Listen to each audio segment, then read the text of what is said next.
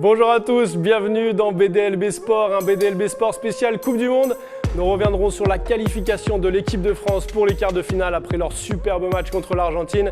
Et nous parlerons surtout du futur adversaire des Bleus, l'Uruguay, et des autres affiches de ce mondial. Nous développerons, rassurez-vous, également les news de nos athlètes calédoniens. Et avec moi, j'ai encore le 5 majeur de Calédonia, mais cette fois-ci, c'est Michel qui doit fêter son anniversaire sous sa couette. Salut Michel. Steve L'Aigle, le président de la Fédé calédonienne de football, est avec nous. Salut Steve. Salut. Jimmy Waimou, consultant foot, le N'Golo Kanté, comme je disais la semaine dernière de Baco. Salut Jimmy. C'est lourd comme comparaison quand même, parce que N'Golo Kanté, ce qu'il fait là, mais attends, je pense qu'aucun footballeur professionnel peut faire. Tu vas voir la faire. comparaison pour Prosper, c'est encore mieux. Et Prosper Poigou, journaliste, pardon, bonsoir quand même. journaliste de la bande qui supportait lui l'Allemagne. C'est ça. Bravo. Je me dirais. Un petit tacle d'entrée, ça fait toujours plaisir. N'oubliez pas que nous sommes en direct sur Facebook. Si vous voulez nous parler, si vous voulez poser des questions à Steve, à Jimmy, à Prosper, n'hésitez pas. Vous pouvez réagir et nous poser vos questions à n'importe quel moment. Jimmy est là pour veiller à ce que tout, presque tout, soit dit. Dans cette première partie de BDLB Sport, retour sur France-Argentine. La France s'est-elle réveillée, messieurs? Steve, honneur à l'invité. Non, pour moi, comme je l'ai dit la dernière fois sur le plateau, elle a simplement haussé son niveau comme elle sait le faire. Et puis on a dit, les huitièmes de finale, ça va être une autre compétition. Donc elle a su répondre présent simplement. Tu avais pronostiqué, toi, 2-1, je crois? Oui, je n'avais jamais vu autant de buts. Je n'ai pas pensé à avoir autant de buts dans ce match. Tu avais pronostiqué un match serré, c'est ce qui s'est passé. C'est ça. Prosper? L'équipe, elle s'est réveillée? Oui, pour moi, effectivement, elle s'est réveillée. Quand j'ai vu les matchs de poule et tout ça, franchement, je me suis dit, waouh, il ne va pas passer les huitièmes. Puis là, finalement, je me rends compte qu'en fait, je me suis trompé. Pas mal. Pas mal, bien. Moi, j'avais pronostiqué 2-0.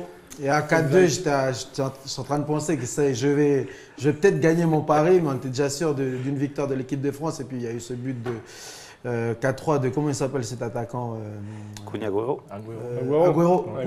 Donc, du coup, voilà. Victoire 4-3, mais après, moi je dirais plutôt le réveil, je ne vais pas être méchant avec les joueurs, mais c'est plutôt l'affirmation de deux joueurs, des deux joueurs que l'on attendait en tant que leader dans cette équipe, et on l'a vu samedi avec un Didier Pogba, un Paul Pogba, on en reparlera. Voilà, un Paul Pogba qui était présent sur tous les ballons joués de l'équipe de France, et puis aussi un Antoine Griezmann qui n'a pas hésité à chaque fois à hausser le temps puis rameuter ses troupes. Donc je dirais pas le réveil d'une équipe, mais plutôt la prise de pouvoir de deux joueurs que l'on attendait en tant que cadre de cette équipe. Vos questions, vos réactions sur Facebook, on a déjà Kylian qui nous suit et il dit Tata l'Allemagne. Désolé Prosper, c'est sans doute pour toi ça. Toi Jimmy, tu voulais parler de deux joueurs dans ce match France-Argentine qui t'ont marqué. Voilà, alors si on devait faire un top des 3 meilleurs joueurs que j'ai apprécié, qu'on a bien vu durant ce match, c'est cet homme-là que l'on voit derrière nous, Paul Pogba. Donc Paul Pogba, on l'entendait plus sur des passes improbables.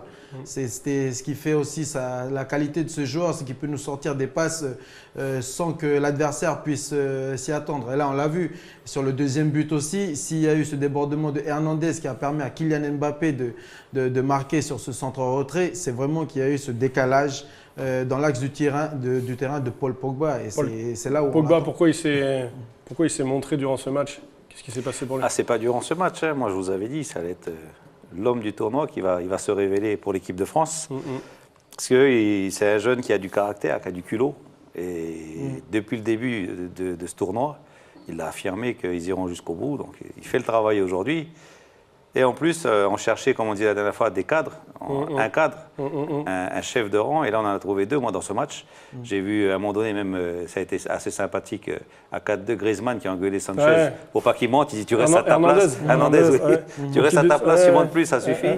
Et Pogba, lui, qui recadrait sans cesse la défense sur les corners, sur les coups de pied arrêtés.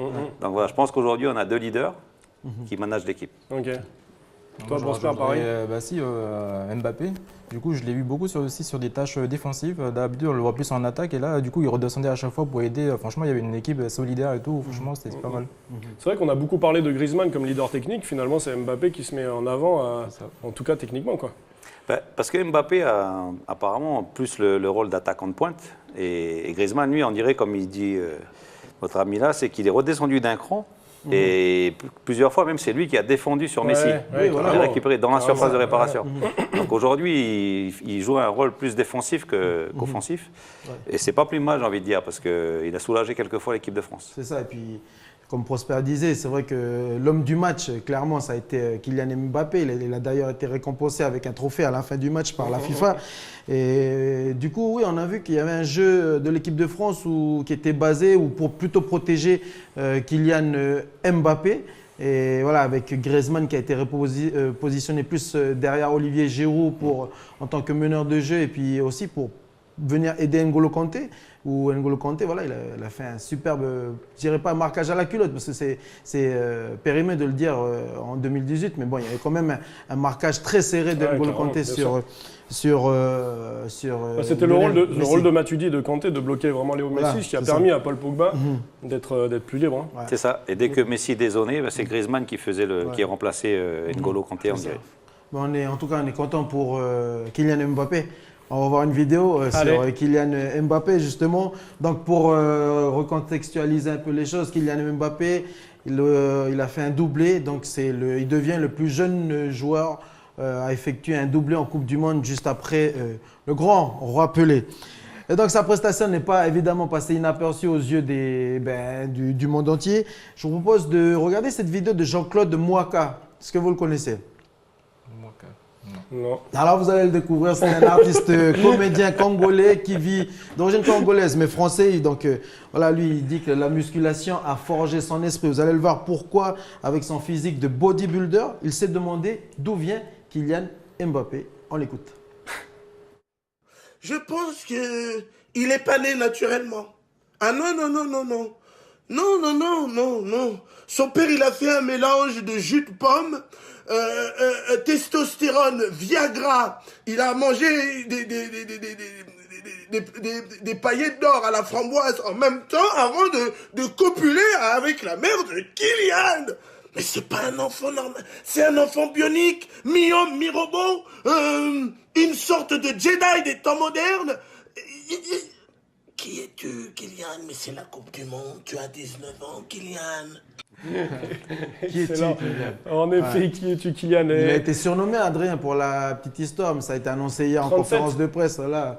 Alors 37, pourquoi 37? Puisqu'il y avait un radar de gendarmes sur le banc de touche de l'équipe de France. Et lorsqu'il amène l'action qui provoque justement le penalty, transformé par Antoine Griezmann, eh bien, il a été flashé à 37,5 km/h. C'est une mobilette le truc, c'est pas un footballeur. Balle au pied. C'est un scooter, balle au pied, exactement. Balle au pied en plus. Exactement. C'est ça, balle au pied. Il y a notre Kylian à nous qui nous suit sur les réseaux sociaux, qui t'a devancé, qui dit Mbappé, seul joueur de 19 ans à inscrire un doublé, comme le roi Pelé, comme tu viens de le dire. Oui. Alors, on parle beaucoup de l'attaque. On en a beaucoup parlé, tous les médias en ont parlé. Moi, il y a quelque chose que je voudrais souligner quand même, c'est qu'on a pris 3 buts pendant ce match. Est-ce que, en plus, on n'est pas loin à la dernière seconde de l'égalisation. Est-ce qu'il n'y a pas un problème, messieurs, les spécialistes, au niveau de la défense? Ouais, moi, je cherche des problèmes de partout. Ah oui, non, je sens Steve, je l'ai rapproché de moi, mais j'aurais peut-être pas dû.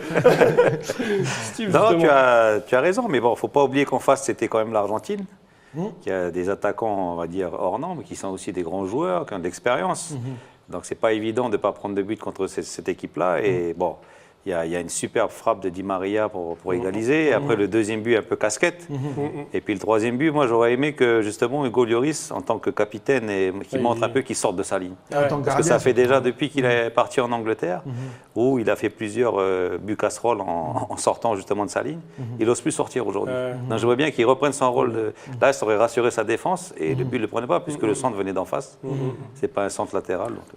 Donc, après, Steve défend la défense, si je peux me dire, mais sur le premier but de Di Maria, sur la frappe, la défense, elle ne monte pas du tout sur le porteur de balle, et du coup, ce qui permet à Di Maria de frapper. Quoi.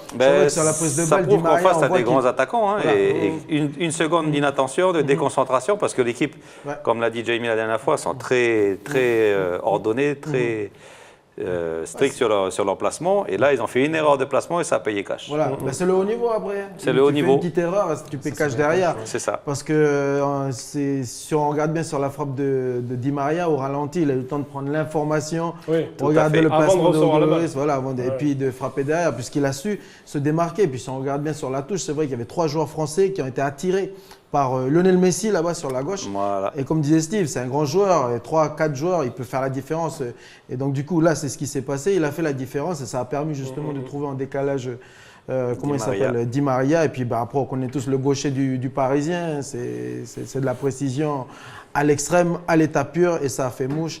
Le talent. Et après, comme on disait tout à l'heure, oui, on prend 3 buts et on parlait de cette action où justement Griezmann demande à Hernandez d'arrêter de monter puisqu'on est en train de mener, monte plus.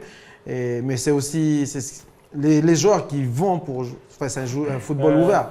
Et si on a parlé de comment il s'appelle, Mbappé qui a su faire la différence sur des actions, il faut dire en face que l'Argentine, elle a joué au football, elle n'a pas fermé. Et donc, du coup, il y a eu des espaces qui se sont créés et Mbappé elle a su l'exploiter. Pas aussi pour l'équipe de France, ils ont joué jusqu'au bout. Même si tu avais N'Golo Kanté qui, quand même, assurait, qui veillait toujours sur le jeu défensif.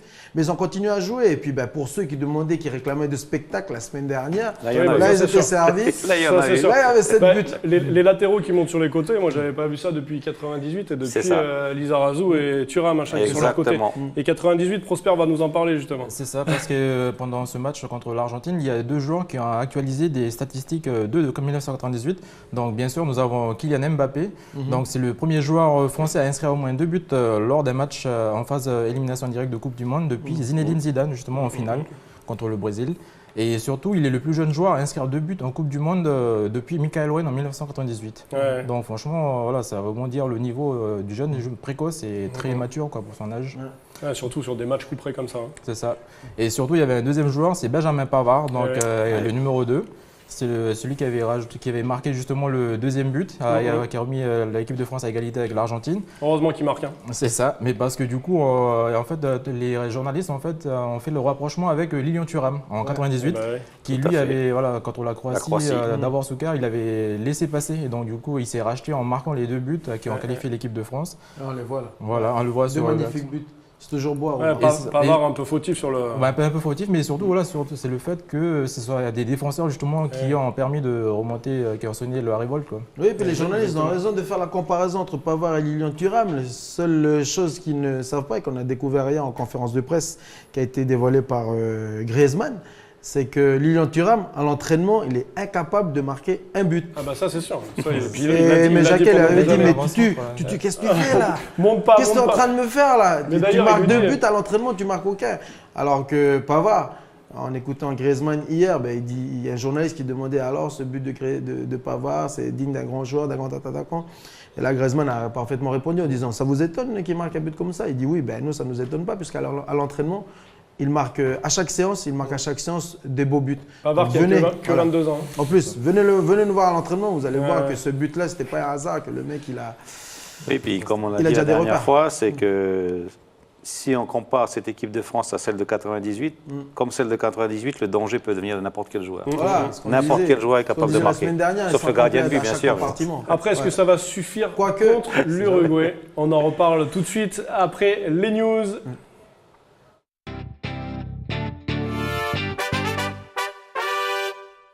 Les news, mais on reste au football et on parle de la 12e journée de Super League. La phase retour commence.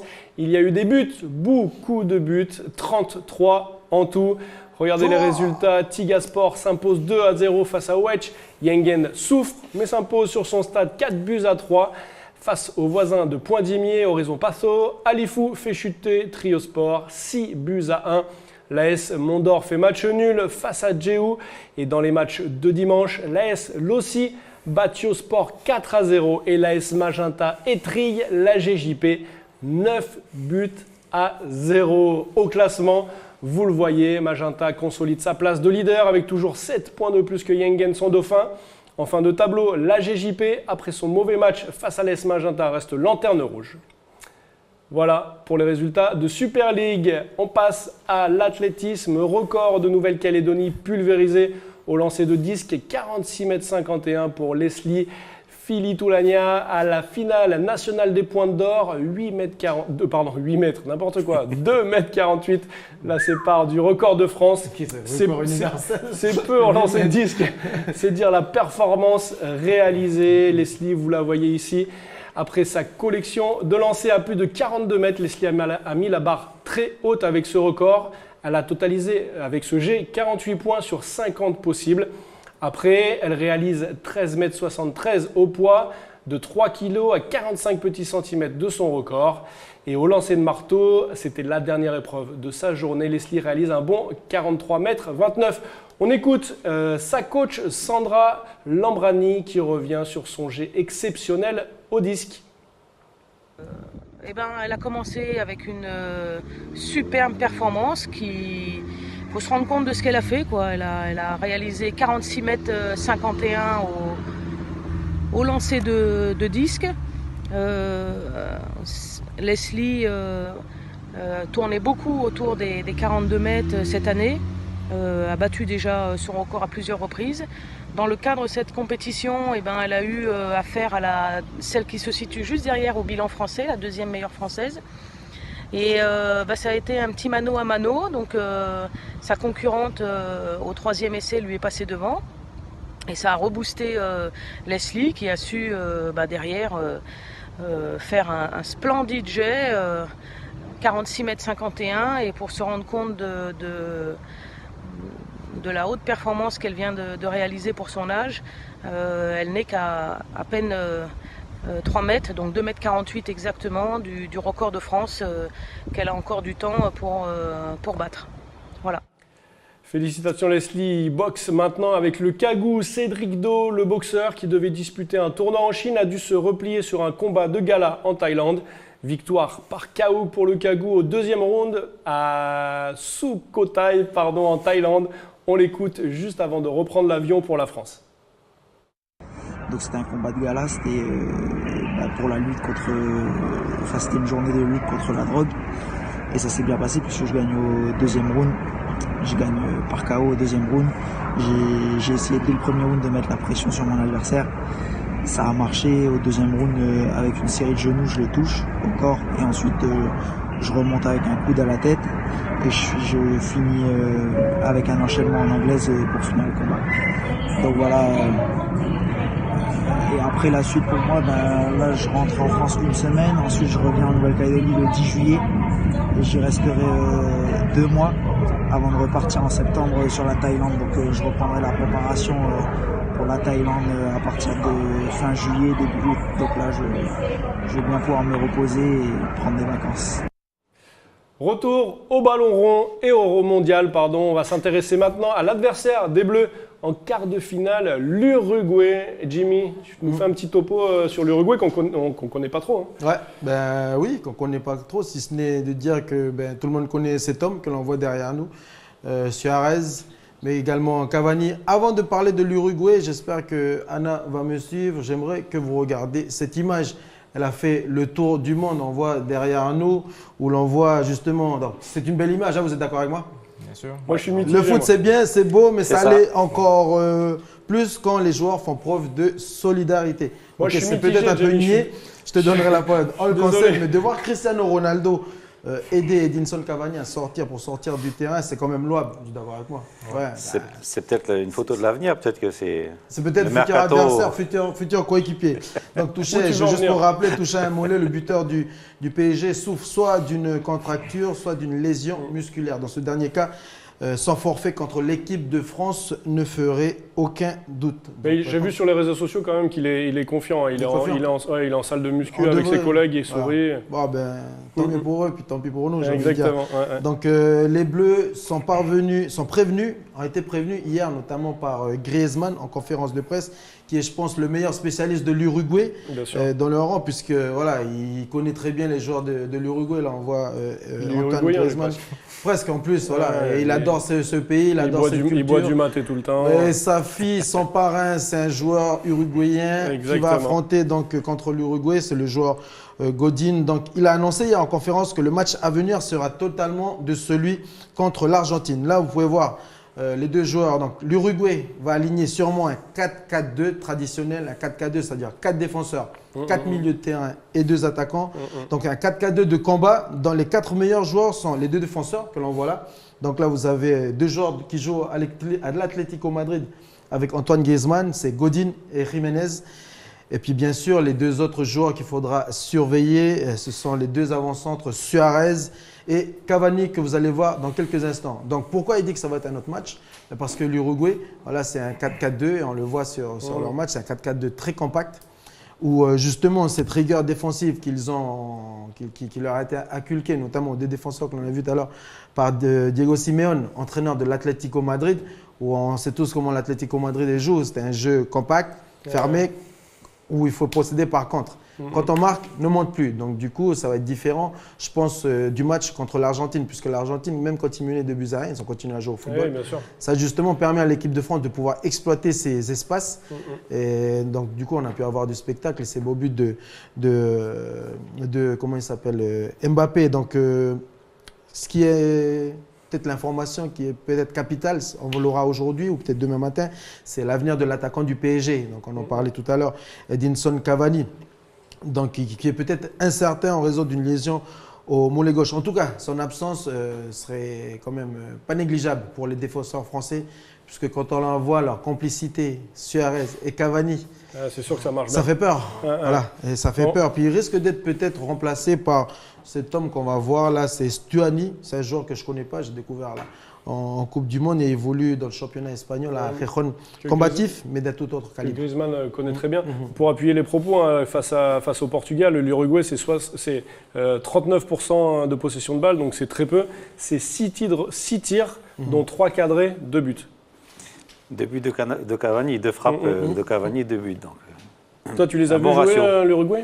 Oui, j'ai regardé le match aussi en direct et franchement, je trouve que le Portugal a mieux joué que l'Uruguay, mais Jimmy a très bien cerné l'Uruguay. À partir du moment où ils ont marqué, ils sont tous descendus d'un cran et ils ont essayé de fermer. Mais malgré ça, j'ai trouvé, contrairement à ce que disent tous les journalistes, c'est que la défense quand même de l'Uruguay n'était pas si sereine que ça. Ouais. Souvent, au lieu de ressortir le ballon proprement, ça dégageait les ballons. Ouais. C'était un peu en panique et il y a eu 2-3 opportunités que le Portugal aurait pu finaliser, conclure, mais ça ne s'est pas fait. Donc voilà, mais encore une fois, l'Uruguay, c'est pas si serein que ça. Par contre, il faut se méfier. Il ne faut pas faire l'erreur qu'a fait l'Allemagne, de sous-estimer son adversaire. C'est un autre match.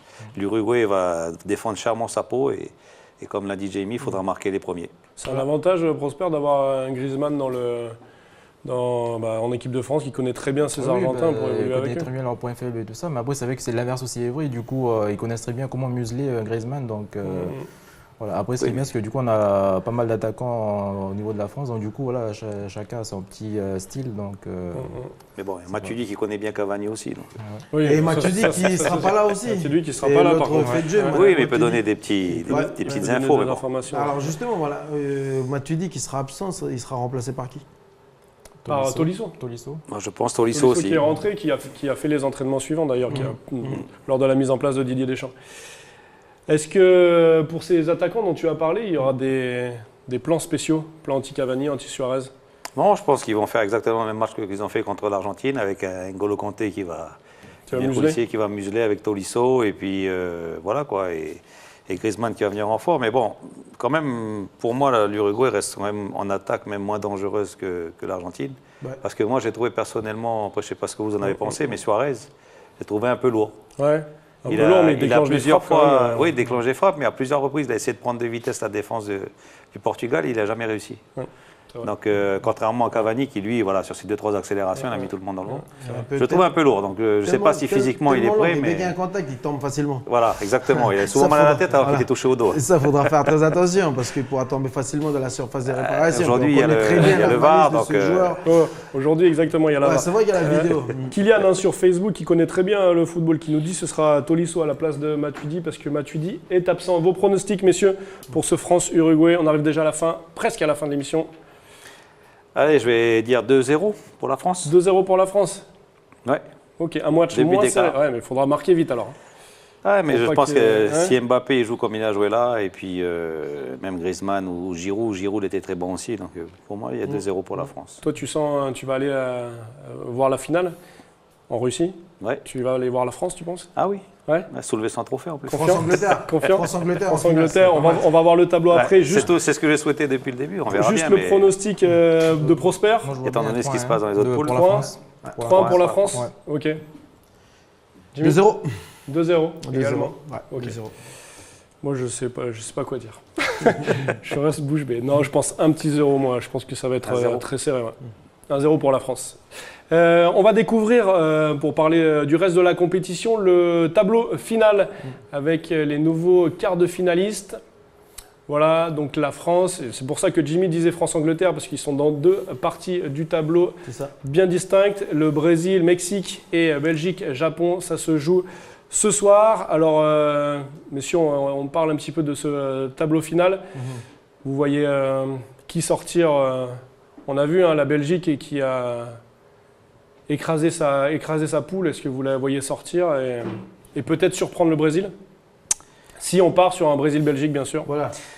Oui, parce qu'après la Belgique, voilà, ils ont écrasé leur poule, mais après il faut voir la poule dans laquelle ils étaient. Encore une fois, les matchs de poule, c'est des matchs de poule. Le Japon a quand même surpris et bon, on a C'est vu vrai aussi. que cette fois, on va t'écouter, Steve. On a vu aussi la Russie qui a fait la grande surprise ce matin. Eh donc, oui. Ouais, Ils ouais. sont en faut Espagne. pas sous-estimer parce que le Japon, Mm. c'est pareil, ils sont surprenants, ils vont jusqu'au bout. Et par contre, Brésil-Mexique, c'est quand même le remake de la finale de la Copa, non? Ouais. Donc, Je sais pas. Puis les mecs, ils se connaissent très bien. Ce sont des Ouais. équipes qui ont l'habitude de s'affronter. c'est pareil. Oui, bah, c'est sûr. Et pour Ouais. moi, le Brésil, la grande faiblesse du Brésil, c'est son mental. Donc, s'ils encaissent les premiers, à mon avis, le Mexique va arriver à prendre le dessus. Par contre, s'ils marquent le premier, ils vont rentrer en confiance. Et là, ça va être un Brésil, on va dire, spectaculaire, je pense. Ouais. Et que dire de la Colombie-Angleterre dans la deuxième partie de tableau? Les Colombiens, ils font peur quand même avec un Radamel Falcao qui tire très haut son groupe et puis joue très bien, il assume très bien son rôle de meneur. Ce ne sont pas des joueurs connus. Qui a la rage au ventre. Hein, parce Voilà, qu'il y a c'est ça. 4 ans, il n'a pas fait la Coupe du Monde sur blessure. En plus. Donc du coup, il a envie de, quand même, je pense qu'il part sur sa dernière Coupe du Monde, donc il a envie de marquer l'histoire de la Colombie en faisant partie de cette équipe. Mais c'est vrai que Colombie, elle fait peur avec quand même des joueurs de qualité. On a Radamel Falcao, mais on a également James Rodriguez. Donc James Rodriguez, Auteur de 2 passes auteur de deux décisives. passes décisives. Ce sont des joueurs qui arrivent à tuer, à Tu- tirer, Ouais. et à tuer l'équipe Et à adverse, tu- et à à tuer- tirer et à le tu- groupe, et à tuer les le matchs. groupe vers le haut. Ça, c'est sûr. Ouais, l'Angleterre est quand même une grosse équipe qui a beaucoup de jeunesse avec beaucoup de talent aussi. Et voilà. Mais pareil, s'ils prennent la Colombie pas assez au sérieux, Oui, ils vont se prendre un revers. Mais Ouais. pour moi, l'Angleterre, normalement, devrait passer. Ok, messieurs, merci beaucoup à tous les 3 d'avoir participé à cette émission et d'avoir donné Merci. votre avis. On se retrouve dans pas très longtemps, j'en suis sûr, pour débriefer d'autres matchs. Mais tout de suite, c'est de coutume. C'est Dans quoi BDLB Sport, le défi sport. Jingle. On. Merci à tout le monde de nous avoir suivis sur Facebook, d'avoir laissé vos commentaires. On passe dans l'antichambre de BDLB Sport. Allez, Steve, Prosper. Eh, mais il y a Kylian qui voulait donner son pronostic quand même. Il nous suit depuis le début de l'émission. Et Kylian, il dit quoi alors comme pronostic? Je sais pas, Kylian, pardon, mais on écoutera après ton prono. Jimmy, Donc, du coup, Jimmy, t'es là, toi. Jimmy, t'es là, la petite Je suis marque. là. Moi, je suis là. Prosper, c'est bon, t'es déjà à ta marque. Allez, un petit taureau. c'est qui est au milieu? Ah bah, c'est Steve. Ah ouais, non. Ah ouais, bah, c'est si. Steve. Ah non. Ah bah, plus si, de pour- respect, pour- plus de respect pour les vieux. Je suis là. en Oh, pantalon, normalement, celui qui est au milieu, c'est celui qui a un short. Jimmy, tu vas j'ai oublier. le ballon, donc du coup, t'es au milieu. Allez. mais non, Prosper il est au au milieu. milieu, il est au milieu. Prosper au milieu. C'est lui, Allez. le jeu. Allez, taureau, donc, chers téléspectateurs, là, on est en train Deux de faire un touches. taureau. Celui qui est au but. Allez, c'est bon, j'y retourne. Ah, il est retourne, il adore aller au milieu. Allez, je laisse la première passe au suivant. Première passe, faut pas toucher. Oh, purée. Allez, au milieu. C'était fou. Allez, N'Golo Kanté. C'est voyant, c'est voyant. Et par On contre, n'a pas le beau. Par contre, faites la passe à Steve, faut qu'on Première mette passe. Steve au milieu. Ok. Je suis là, je suis là. Steve au milieu, Steve au milieu. Ah non, les gars, mais non, mais faut resserrer là, faut resserrer. Franchement, Eh bah attends, Steve, il vient dans mes jambes, il va il va me tacler. Première passe, première passe, première passe, première passe. comment ça, première passe? Première passe pour Prosper. Ok, mais première passe. Allez. Allez, moi je les laisse jouer. Je les laisse continuer leur taureau. Un coup par terre là-haut, les gars. Un coup par terre. Pendant que je vous dis, doucement les gars, parce qu'on va pas tout casser. À terre la balle, s'il vous plaît. Hein. Non, c'est un coup par terre. Merci beaucoup de nous avoir suivis et à la semaine prochaine pour une nouvelle émission. On va parler de la Transcal. Tata tout le monde. Tout le monde en grand genre. Ah, le taureau. Oh, punaise. Ça nous a forgé ce truc. Bon, bah, ça c'est sûr, ça forge tout le monde, je crois. Ah, il y en a un regretté. Ah, mais Non. non, même pas, on regarde. On est encore là. Oui,